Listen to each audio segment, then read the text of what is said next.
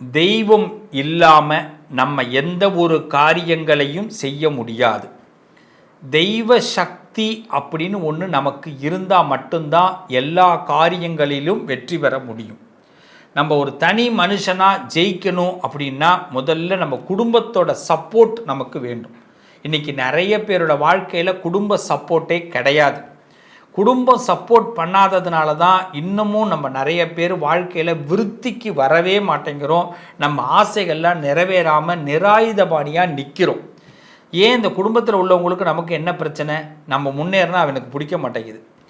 இதில் பங்காளி அண்ணன் தம்பியில் அடுத்தது குடும்ப உறுப்பினர்கள் வீட்டுக்குள்ளே இருப்போம். பொண்டாட்டி புருஷன் புள்ள இதுங்களே நமக்கு சப்போர்ட் பண்ணாது.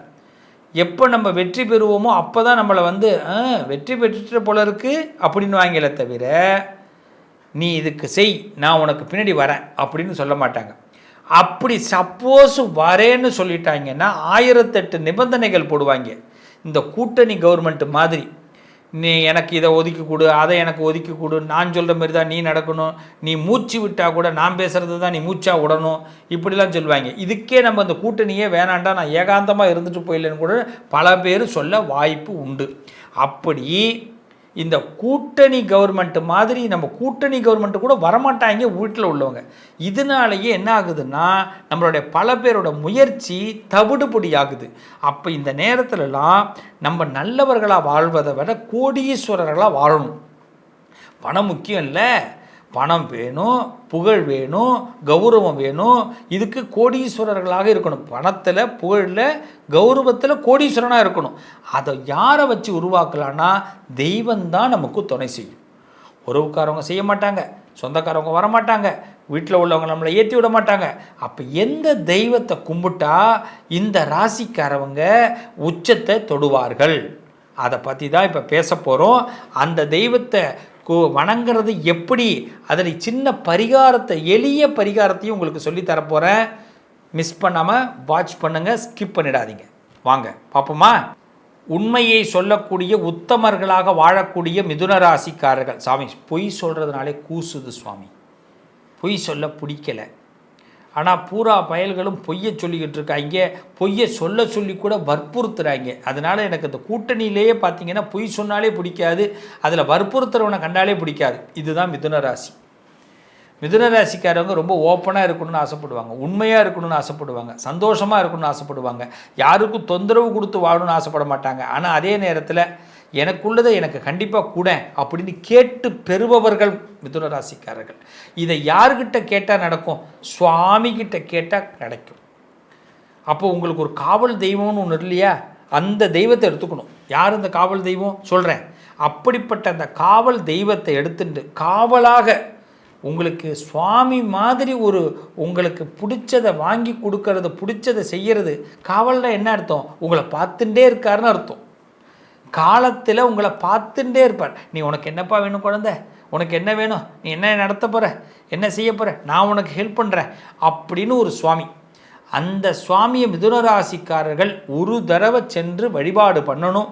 அதே மாதிரி அந்த சுவாமியோட சின்ன விக்கிரகத்தை வீட்டுக்கு வாங்கிட்டு வந்து உங்கள் வீட்டு சுவாமி ரூமில் வெள்ளி விக்கிரகமோ இல்லை சாதாரண விக்கிரகமோ வாங்கிட்டு வந்து அந்த விக்கிரகத்துக்கு பூஜை பண்ணணும். அந்த சுவாமி யார் தெரியுமா? எஸ், குருவாயூரப்பன். அந்த குருவாயூரில் இருக்கக்கூடிய அந்த குருவாயூரப்பனை தான் மிதுன ராசிக்காரர்கள் உங்கள் வீட்டில் பிரத்யேகமாக அவருக்கு வழிபாடு பண்ணுங்க. அதில் ரொம்ப முக்கியம் என்ன தெரியுமா? ஒவ்வொரு புதன்கிழமையும் குருவாயூரப்பனுக்கு விசேஷமாக அபிஷேகம் செய்து வழிபாடு பண்ணுங்கள். அதில் திருவோண நட்சத்திரம் என்னைக்கு வருதோ, திருவோண நட்சத்திரம் மாதம் திருவோண நட்சத்திரத்தன்னைக்கு குருவாயூரப்பனுக்கு அபிஷேகம் பண்ணுங்க. அபிஷேகம் செய்து வழிபாடு செய்யுங்க. அந்த குருவாயூரப்பன் உங்களுக்கு நிச்சயமாக உங்களுக்கு அனுகிரகத்தை கொடுப்பார். ஒவ்வொரு புதன்கிழமை அபிஷேகம் செய்யணும். பிரத்யேகமாக திருவோண நட்சத்திரத்தன்னைக்கு கண்டிப்பாக அபிஷேகம் செய்யணும். அதில் புதன்கிழமையும் திருவோண நட்சத்திரமும் எப்போ வருதோ அந்த நாளை ஒரு நிமிடம் கூட மறந்துடாதீங்க. அப்போ தொடர்ந்து வாட்ச் பண்ணிட்டு இருங்க. நான் சேனலில் கூட காலையில் போஸ்ட்டுன்னு சொல்லிட்டு காலையில் போடுவோம் உங்களுக்கு, அதாவது நாளைக்கு என்ன அப்படின்னு அதை நீங்கள் கூட பார்க்கலாம். காலையில் 6 மணிக்கு நான் கொடுப்பேன். அதை நீங்கள் சிவஸ்ரீ சேனலில் வரும் உங்களுக்கு, அதை பார்க்கலாம். நீங்கள் இது சிவஸ்ரீ ஆன்மீகம், அந்த சிவஸ்ரீ சேனலில் இதை நான் கொடுத்துட்டுருப்பேன். நீங்கள் அதை கூட பார்த்துக்கலாம். இதை பாருங்கள். இந்த குருவாயூரப்பனை நீங்கள் வழிபாடு செய்கிறதுனால குறைகள் இல்லாமல் உங்களுக்கு காவலாக இருந்து உங்களை காத்து உங்களுக்கு ரட்சிப்பார். சுவாமி மாதிரி கொடுக்கறதுக்கு எதுவுமே கிடையாது.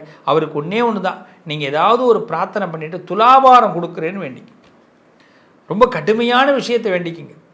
துலாபாரம், வாழைப்பழம், வெல்லம், ஆமாம் இதெல்லாம் கொடுங்க. அது ஏதாவது கடுமை, எனக்கு வேலை கிடைக்கணும், கவர்மெண்ட் வேலை கிடைக்கணும், கல்யாணம் பண்ணால் இந்த மாதிரி பெண்ணை கல்யாணம் பண்ணிக்கணும், இந்த மாதிரி பையனை கல்யாணம் பண்ணிக்கணும், எனக்கு இது மாதிரி மருமகன் வரணும், மாப்பிள்ளை வரணும், மருமக வரணும், இது மாதிரி வாழ்க்கையில் நான் இந்த வேலை இப்படி வேலை அமையணும், இந்த பிஸ்னஸில் இந்த லாபத்தை நான் பெறணும் அப்படின்னு ஏதாவது ஒரு மானசீகமாக ஒரு பிரார்த்தனை, ரொம்ப எளிமையாக பிரார்த்தனை சிம்பிளாக வைங்க போகணும்.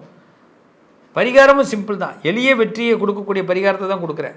அது துலாபாரம் செய்கிறேன்னு வேண்டிக்கிட்டு குருவாயூரப்பனை நம்பி ஒரு தடவை குருவாயூருக்கு போயிட்டு வந்து அங்கே வரும்போது ஒரு சின்ன விக்கிரகமோ இல்லை பக்கத்தில் குருவாயூரப்பனோட ஸ்தலங்கள் எங்கேயாவது இருக்கும், உங்கள் இடங்கள்லே பாருங்கள், விக்கிரகம் கிடைக்கும்.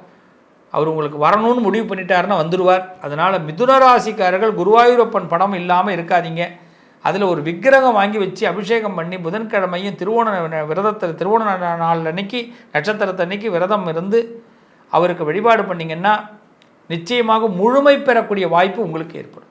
உங்கள் ஆசைகள்லாம் நிறைவேறும், நிரந்தர வெற்றியை கொடுப்பார், கோடீஸ்வரன் ஆக்குவார். நல்லது நடக்கும். மிதுன ராசிக்காரர்கள் செய்து பாருங்கள், நல்லது நடக்கும். என்னங்க, நான் சொன்ன தெய்வத்தை வழிபாடு பண்ணுறீங்களா? நான் சொன்ன தெய்வத்தை மட்டும் காவல் தெய்வமாக எடுத்துக்கிட்டு இந்த ராசிக்காரவங்க வழிபாடு பண்ணுங்க.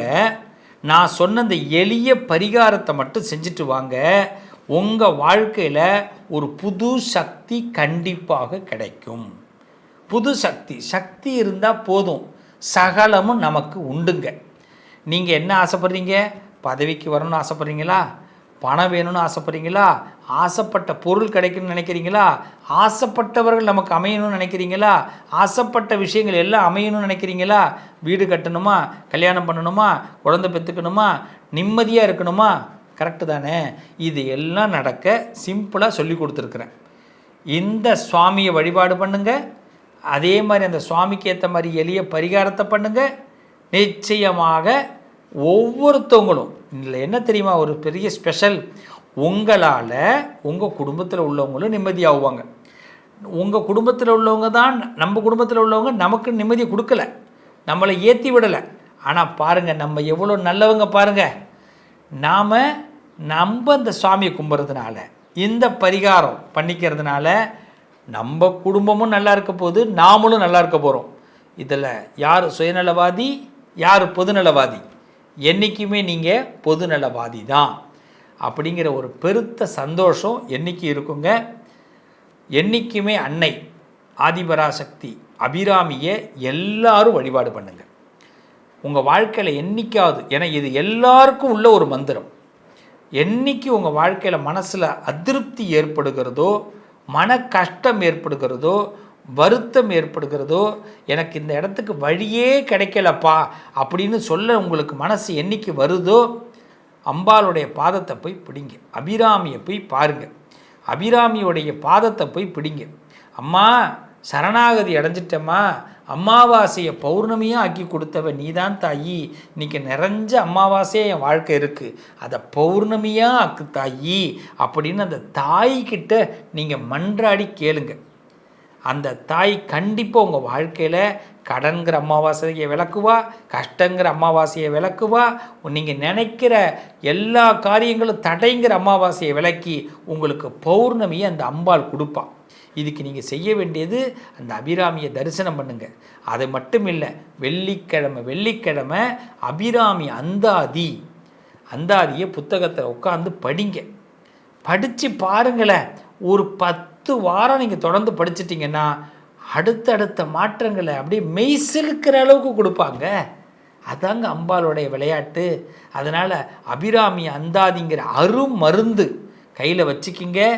நீங்கள் என்னைக்கு தோற்று போக மாட்டீங்க. சகல சந்தோஷமும் உங்களுக்கு கிடைக்கும். எல்லா அமாவாசைகளும் விலகும். செய்யலாங்களா? மீண்டும் உங்களை அடுத்த ஒரு நல்ல பதிவில் சந்திக்கிறேன். மீண்டும் உங்களை சந்திக்கும் வரை உங்களோடு நான் என்றும் சந்தோஷமாக நம்ம வாழ்க்கை இருக்கணுங்க. அபிராமியை போற்றுவோம், அபிராமி அந்தாதியை படிப்போம், வாழ்க்கையில் இஷ்ட தெய்வத்தை வழிபாடு பண்ணுவோம், சொன்ன பரிகாரங்களை செய்யுங்க, நல்லா இருப்பீங்க, நல்லது நடக்கும். உங்கள் அதிர்ஷ்டத்திற்கான தீர்வு கல்வி, பதவி, யோகம், தொழில் வளர்ச்சி பெருக, ஜாதகம், வாஸ்து, திருமண பொருத்தம் பார்க்கவும், பிரசன்னம் கேட்கவும். Positive lion doctor Sivasri Manikanda Sivam. தொடர்பு கொள்ள வேண்டிய வாட்ஸ்அப் எண் 7904137178.